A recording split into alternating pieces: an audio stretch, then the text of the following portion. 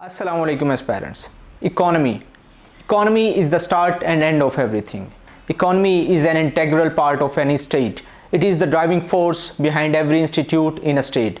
अगर इकॉनमी की इंपॉर्टेंस की बात की जाए तो किसी भी स्टेट के अंदर इसको निगलेक्ट नहीं किया जा सकता। और जहाँ तक CSS एस्पायरेंट होने का बात है तो वहाँ पे आपको इकनॉमिक टर्मिनोलॉजीज़ के साथ एक्वेंटेंस हासिल करना नहायत अहमियत का हामिल है। मेरा नाम मोहम्मद सकलैन यासीन है और आज मैं इन्हीं इकनॉमिक टर्म्स को डिस्कस करूँगा।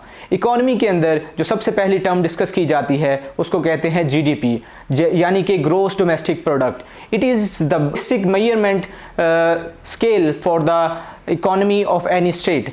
ग्रोस डोमेस्टिक प्रोडक्ट की अगर बात की जाए तो पाकिस्तान के अंदर इसके अंदर 3 एरियाज़ हैं या 3 सेक्टर्स हैं जो मेजरली कंट्रीब्यूट करते हैं। सबसे पहले इंडस्ट्रियल सेक्टर आता है, फिर उसके बाद सर्विसेज सेक्टर आता है और इसके साथ साथ एग्रीकल्चरल सेक्टर आता है।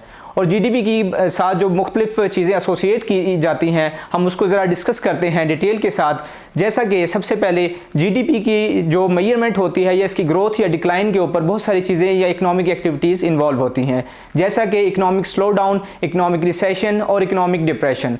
इकनॉमिक स्लो डाउन कहते हैं कि जब GDP के अंदर ग्रेजुअल डिक्रीज़ आ रहा हो या GDP की ग्रोथ के अंदर ग्रेजुअल डिक्रीज़ आए तो उसको इकनॉमिक स्लो डाउन कह दिया जाता है। और इकनॉमिक रिसेशन कहा जाता है जब 2 क्वार्टर्स यानी कि कंसेक्यूटिव 6 मंथ्स के अंदर नेगेटिव GDP ग्रोथ रेट हो। और इसी के साथ साथ इकनॉमिक डिप्रेशन उस चीज़ को कहा जाता है कि कंसेक्यूटिवली 3 ईयर्स आपकी जो GDP ग्रोथ रेट है वो माइनस के अंदर आ रहा हो और इसके अंदर इतना डिक्लाइन आ चुका हो कि ये -10% तक चला जाए।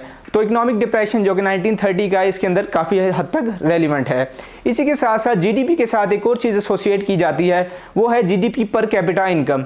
ये बेसिकली सिटीजन्स होते हैं, उनकी बेसिकली एवरेज जो एनुअल उनकी अर्निंग कैपेसिटी होती है इन रिलेटिव टू देयर GDP, इसको GDP पर कैपिटा इनकम कहा जाता है। और GDP के साथ साथ एक और टर्मिनोलॉजी यूज़ की जाती है इकॉनमी के अंदर जिसको GNP कहा जाता है, यानी gross national product. It is basically the goods and services produced by the citizens within the state and outside the state, यानी कि ये वो चीज़ें हैं या वो एक्टिविटीज़ हैं जो कि सिटीजन्स स्टेट के अंदर और स्टेट से बाहर रहकर स्टेट के लिए परफॉर्म करते हैं।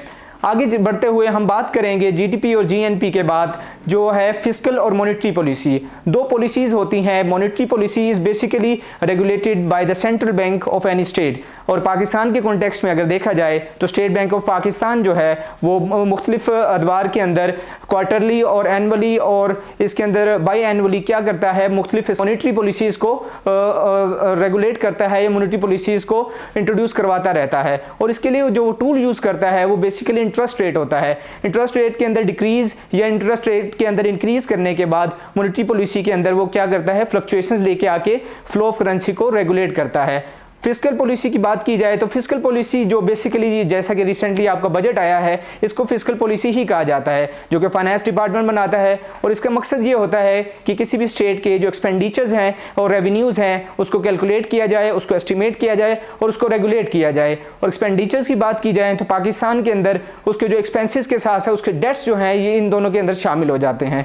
और रेवेन्यू की बात की जाए तो पाकिस्तान का जो रेवेन्यू सेक्टर है उसके अंदर 2 चीज़ें इन्वॉल्व होती हैं, एक टैक्स सेक्टर है और एक नॉन टैक्स सेक्टर है। और टैक्स के अंदर भी फर्दर डिवीजन्स की जाती हैं, जैसा कि डायरेक्ट टैक्सेशन है और इनडायरेक्ट टैक्सेशन है। डायरेक्ट टैक्सेशन में आपका इनकम टैक्स आ जाता है, प्रॉपर्टी टैक्स आ जाता है। और इनडायरेक्ट टैक्सेशन के अंदर आपके फर्दर सोर्सेज ऑफ टैक्सेशन आ जाते हैं, जैसा कि एक्साइज एंड ड्यूटी टैक्सेशन आ जाती है आपकी। और इसके अलावा जो फर्दर एरियाज़ हैं वो आ जाते हैं। और नॉन टैक्स रेवेन्यूज़ के अंदर अगर डिस्कस किया जाए तो उसके अंदर स्टेट ओन्ड इंटरप्राइजेज जैसा कि हमारी PIA है, रेलवेज़ है, इनसे जो हमें रेवेन्यू जनरेट होता है वो आ जाता है। फ़ीस वगैरह जो हम मुख्तलिफ इंस्टीट्यूट्स अपनी फ़ीस वगैरह जनरेट करते हैं या अर्न करते हैं वो इसके अंदर आ जाती हैं।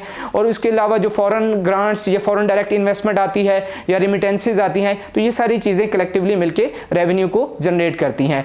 इसी के साथ साथ मॉनेटरी पॉलिसी, फिस्कल पॉलिसी के साथ एक और चीज़ है जो कि आप इन्फ्लेशन रेट कहा जाता है। इन्फ्लेशन रेट बेसिकली किसी भी स्टेट के अंदर उस करेंसी की जो declining power of purchasing capacity होती है उसको हम इन्फ्लेशन रेट कह देते हैं। और इसी के साथ साथ जो है इन्फ्लेशन के साथ जो अगली चीज़ है वो है आपका बैलेंस ऑफ ट्रेड या current account deficit. Balance of trade basically import और एक्सपोर्ट के अंदर जो उनका बैलेंस मेंटेन किया जाए, यानी कि इंपोर्ट और एक्सपोर्ट आपकी बराबर हो तो इसको बैलेंस ऑफ ट्रेड कह देते हैं। और अगर इनके अंदर उतार चढ़ाव आए तो इसको हम कह देते हैं कि हमारा बैलेंस ऑफ ट्रेड के अंदर एक डेफिसिट आ गया है, जो कि रिलेट किया जाता है करंट अकाउंट डेफिसिट और करंट अकाउंट सरप्लस के साथ। करंट अकाउंट डेफिसिट उस सूरत में होता है जब आपकी इंपोर्ट्स जो होती हैं वो बढ़ जाती हैं और एक्सपोर्ट कम हो जाती है, और सरप्लस उस सूरत में होता है जब आपकी जो एक्सपोर्ट बढ़ जाती हैं और इंपोर्ट्स कम हो जाती हैं। इसी तरह आपका बजट डेफिसिट और बजट सरप्लस होता है। I hope these terminologies will help out in reading the budget summary and the economic survey of Pakistan. Thank you so much, and I hope you best of luck.